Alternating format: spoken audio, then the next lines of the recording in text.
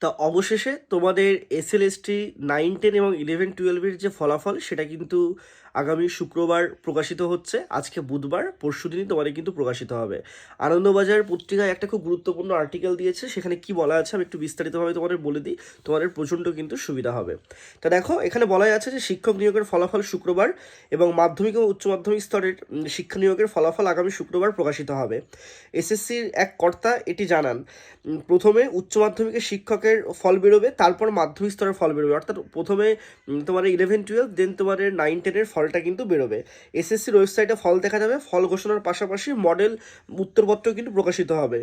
ফল প্রকাশের মতোই প্রথমে উচ্চ মাধ্যমিক স্তরের শিক্ষকদের নথি যাচাই ও ইন্টারভিউ হবে, তারপর মাধ্যমিকদের যে পরীক্ষার্থী আছে তাদের কিন্তু যাচাই এবং যে ইন্টারভিউ সেটা কিন্তু হবে। এবং তারপর তোমাদের বলেই দিয়েছে যে মাধ্যমিক এবং উচ্চ মাধ্যমিক মিলিয়ে মোট কিন্তু শূন্যপদ 35,726টা।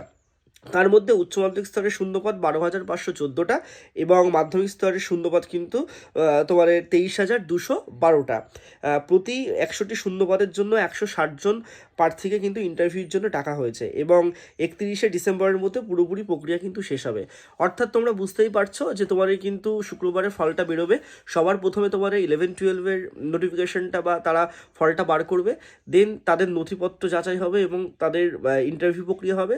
তারপর তোমাদের নবম দশম শ্রেণীর যে তোমাদের পরীক্ষার যে প্রক্রিয়া সেটা কিন্তু তারা করবে, রেজাল্টও প্রকাশিত করবে। আর একটা কথা, তোমাদের পুরো 31শে ডিসেম্বরের মধ্যে এটা সম্পূর্ণ হবে সেটাও জানিয়ে দিয়েছে। এবং এইটুকু তোমরা জেনে রেখে দাও, এই চ্যানেলে তোমরা অনেক এরকম গুরুত্বপূর্ণ আপডেট পাবে, তা অবশ্যই তোমরা চ্যানেলটি সাবস্ক্রাইব করে রাখো। আমি আবারও বলছি, তোমাদের এসএলএসটি 9, 10 এবং 11, 12-এর যে ফল সেই ফলটা কিন্তু প্রকাশিত হবে আগামী শুক্রবার। সবাই সুস্থ থেকো, ভালো থেকো। তোমাদের যদি কোনো কোয়ারিজ লাগে অবশ্যই আমাকে কিন্তু তোমরা নিচে কমেন্ট বক্সে জানাতে পারো। ধন্যবাদ।